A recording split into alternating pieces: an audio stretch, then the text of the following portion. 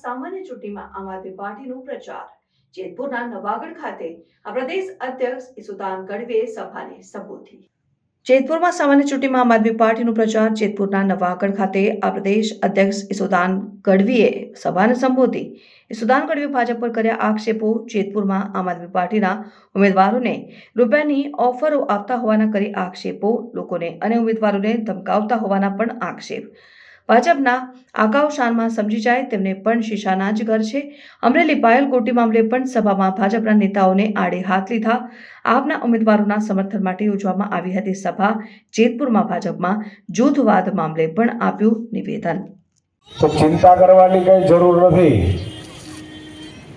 ઈ પણ શીશાના ઘરમાં રહે છે અને વ્યવસ્થિત કરીને રહે।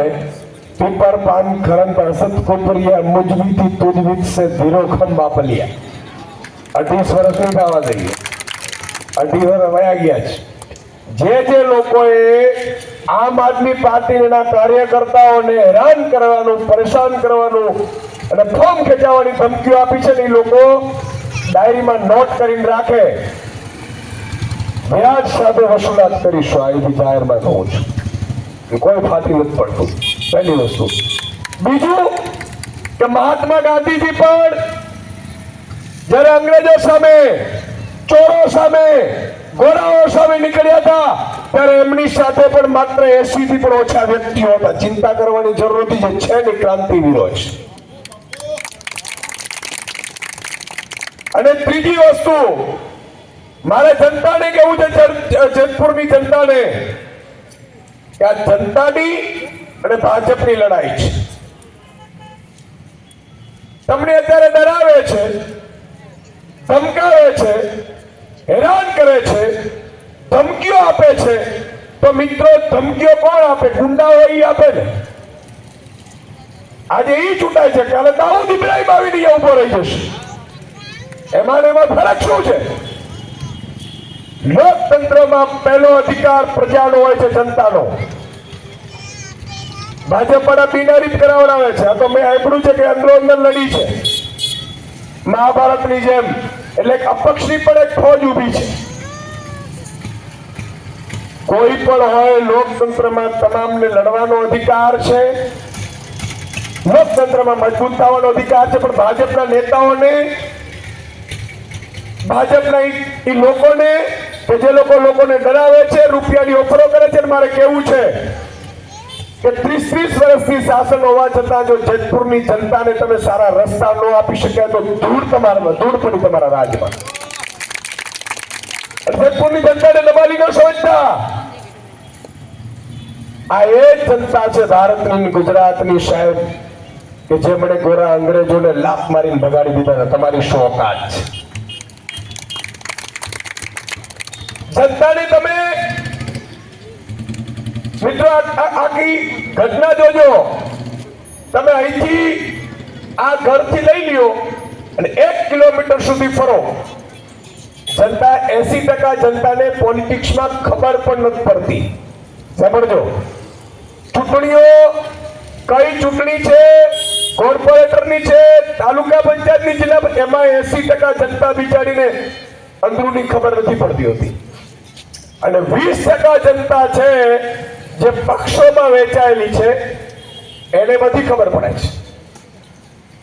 તો 80% જનતા કે જે માત્ર ને માત્ર પોતાના કામમાં ધ્યાન આપે છે, એને કામ કરવું છે, એને સારી સુવિધા માટે તમને ને મને ચૂંટે છે, એક વ્યવસ્થા છે, એને આપણે દગો આપી રહ્યા છીએ। શાસકોની ફરજ હોય સાહેબ।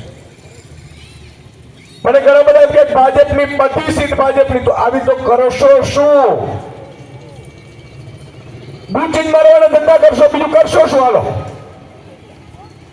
તમે મને એમ કહો કે તમે જેતપુરની જનતાને સારું નેતૃત્વ આપ્યું હોય, જેતપુરની જનતા માટે કંઈક સારું કરીને બતાવ્યું હોય, તો સાહેબ આજે પણ પાણીની ગટરની વ્યવસ્થાઓ ન થાય, રોડ રસ્તાની ન થાય, જનતાએ રસ્તા ઉપર ઉતરવું પડે, જનતાની ઉદ્યોગોના ગંદા પાણીઓ, તો આ રીતે તો શાસન કેમ ચાલશે? આમ આદમી પાર્ટી ઉભી રહી છે। જે લોકો ઉભા છે એને હું લાખ અભિનંદન આપું છું। પણ આ લડાઈ માત્ર ઊભા છે એની નથી, જનતા બધી છે અને મારે કહેવું છે કે આ જનતાની લડાઈ છે. કાલે હું જુનાગઢ હતો, એક સભામાં મેં કીધું જુનાગઢમાં આ લોકોએ બિનહરીફ કરાવે છે 8 સીટ ને 10 સીટ ને. હું જે વિસ્તારમાં હતો 30 વર્ષથી શાસન છે ત્યાં જનતાને પાણી પહોંચાડવાની ભાજપના શાસકોને, પાણી વગરના શાસકોની તાકાત નથી પાણી પહોંચાડે. એટલે પોતાના બોર કરવા પડે છે ઘરના અને બિનહરીફ કરાવડાવે છે. મેં કીધું જુનાગઢની જનતાને આજે બિનહરીફ કરાવે છે 8 કે 10 સીટ. જો જનતા નહીં જાગે તો કાલે 60 સીટ આવતી ચૂંટણીમાં બિનહરીફ કરી જશે. તમારો મતનો જ અધિકાર લૂંટી લેશે. આજે ધીરે ધીરે ભાજપના ઓળખતા થઈ ગયા લોકો.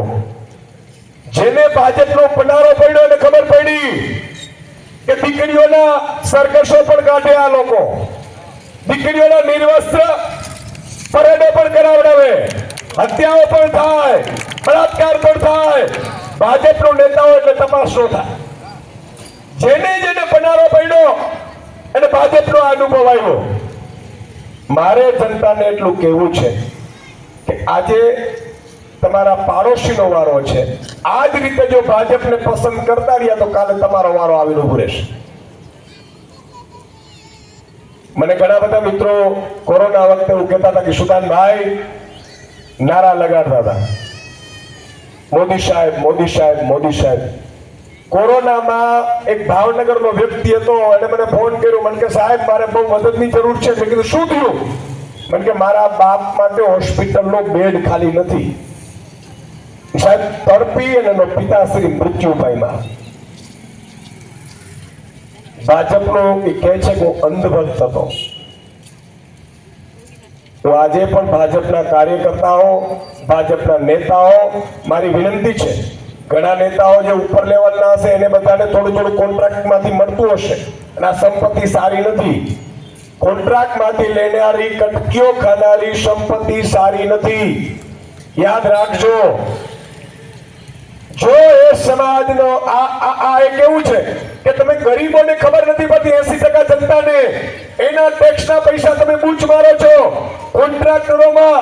આ 2 વર્ષમાં જેતપુરમાં કોઈ વિકાસ નથી થયો. વર્ષોથી ભાજપે શાસન કર્યું, નગરપાલિકાથી લઈને પ્રધાનમંત્રી સુધીનું ભાજપનું શાસન છે, અને છતાંય પ્રજાએ વલખા માર્યો. પ્રજાએ વિશ્વાસ કર્યો 1 વાર 2 વાર 6 વખત કામ સુધી ભાજપ ઉપર વિશ્વાસ કર્યો છે. રસ્તા સારા નથી, ગટરની વ્યવસ્થા નથી, પાણી નથી મળતું સારું, શુદ્ધ પાણી માટે વલખા મારવા પડે છે. લોકો કામ માટે જકી રહ્યા છે. શું કામ? લોકો લોકપ્રતિનિધિ ચૂંટતા હોય કે લોકો પોતાનું કામ કરી શકે અને લોકપ્રતિનિધિત્વ જે બધાએ જેમ નોકર કરે એવી રીતે કામ કરી શકે એટલા માટે લોકપ્રતિનિધિ ચૂંટતા હોય છે. પણ ભાજપવાળા જે રીતે આખા તંત્રને કામે લગાડ્યું છે. મેં સાંભળ્યું છે કરોડો રૂપિયા ભાજપવાળા પાસે આવ્યા લાગે છે. અમારા ઉમેદવારોને ઓફરો કરે છે, રેકોર્ડિંગ છે રૂપિયાની.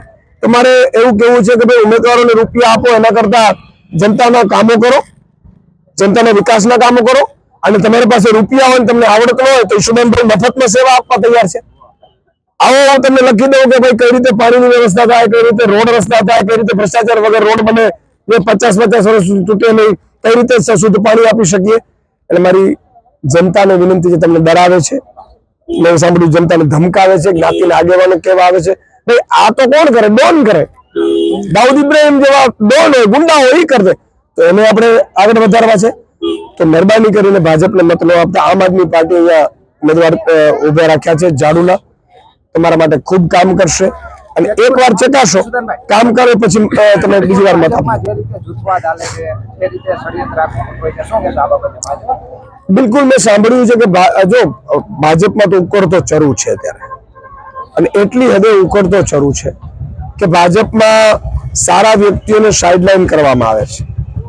ગુંડાગર્દી કરતા હોય અથવા તો પોતે વધારે પેલી સંપત્તિ એકઠી કરી શકે એવા લોકોને આગળ કરવામાં આવે છે. મેં સાંભળ્યું છે. જેતપુરમાં અહીંયા એક ગ્રુપ છે એ અપક્ષ તરીકે પણ ભર્યું છે, ભાજપના કોઈ નેતાએ જ ભરાવડાવ્યું છે, મેં સાંભળ્યું છે. જનતાને એટલી જ વિનંતી છે કે આ હવે ઉકળતો ચરુ ગમે ત્યારે ફૂટે ને આપણે નુકસાન કરે, પહેલા આ લોકોને વિદાય આપી દેવી જોઈએ. ભાજપમાં પણ સારા નેતાઓ છે, એની કદર નથી થતી, મેં સાંભળ્યું છે, જે વર્ષોથી ખૂબ સારી કામગીરી કરી છે, એમના પિતાશ્રીએ પણ ખૂબ સારી કામગીરી છે, એવા નેતાઓને પણ મારી વિનંતી છે કે હવે ભાજપમાં કઈ રાખ્યું નથી. આ સ્વતંત્ર રીતે સારી રીતે કામગીરી કરવી હોય તો આમ આદમી પાર્ટી આપ સૌને આવકારે છે.